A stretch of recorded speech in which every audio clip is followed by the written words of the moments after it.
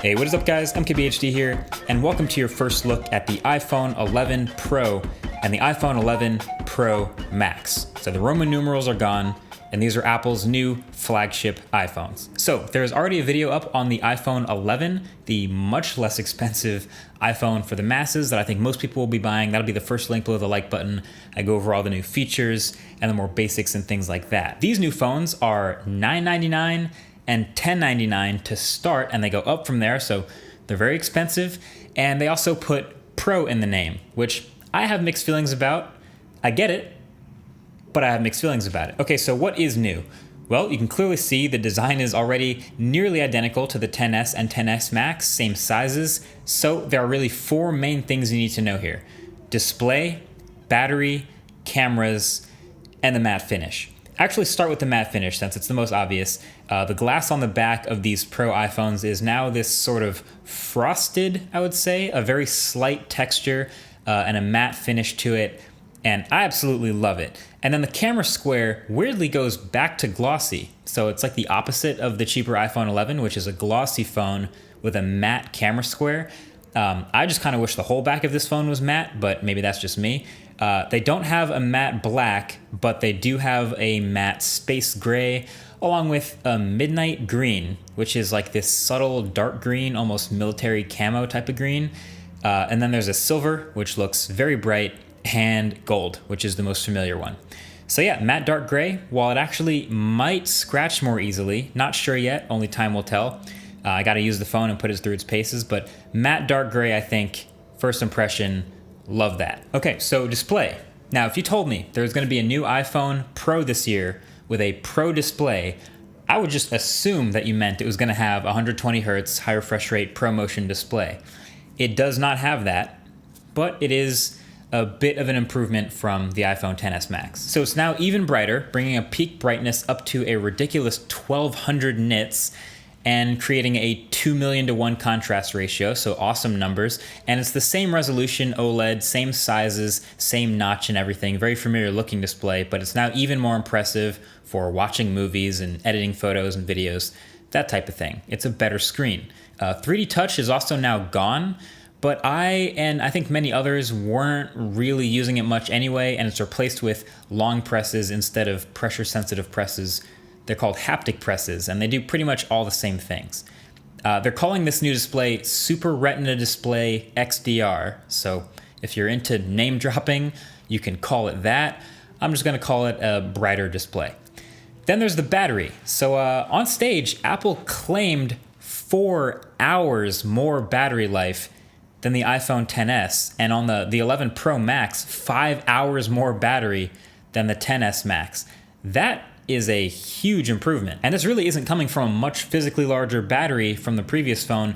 A lot of these improvements are coming from the improved efficiency of the A13 Bionic chip inside. So not only is it a much more powerful chip, like we said in the iPhone 11 video, but it is much more efficient too. And that's where your battery gains will come from. I mean, of course, I will have to test these claims and put it to use and see how good it really is, but I'm really happy about those claims of much better battery life. And speaking of power, it now comes with an 18-watt fast charger in the box.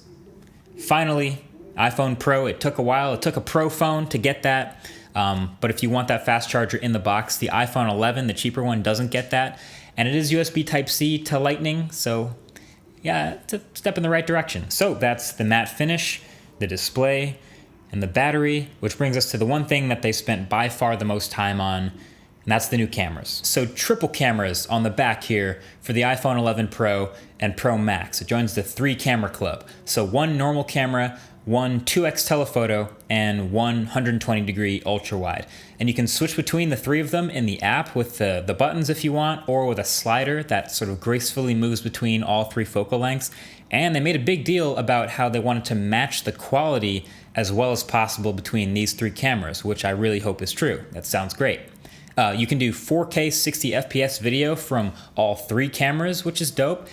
And you can choose to do portrait mode from either the telephoto or the normal camera, which is awesome. I'm definitely gonna choose portrait mode from the standard primary camera way more often now that I'll have that choice.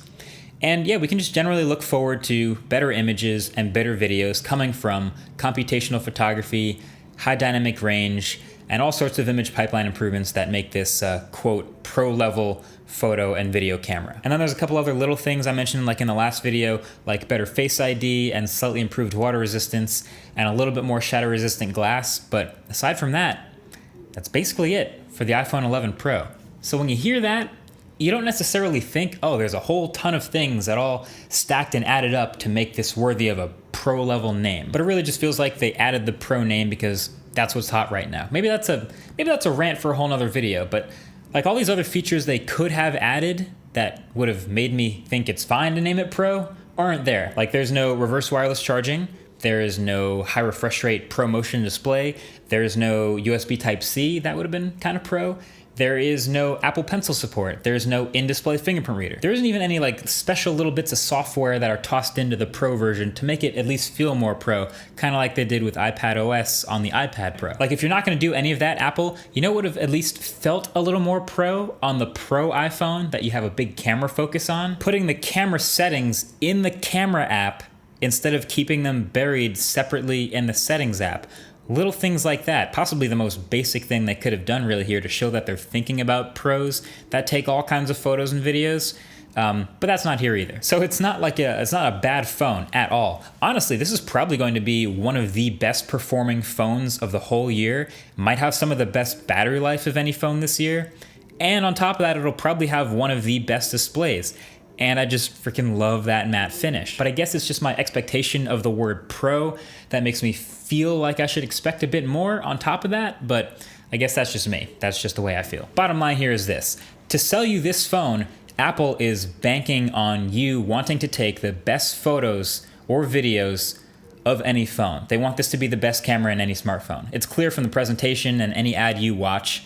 And if you take a lot of videos, I think it will be. Now for photos, that's debatable. You know, the Pixel 4 is right around the corner. Huawei's new flagship is about to come out, so that's a tougher sell. But this Pro iPhone upgrade is all about these cameras. And as a camera nerd, I do love that, even if it looks like a kitchen stove on the corner of your phone. Either way, let me know what you think. Also, definitely check out that iPhone 11 overview video for a feature overview and to see all those sweet colors. But that's been your first look at the iPhone 11 Pro. Thanks for watching this one, and I'll catch you guys later. Peace.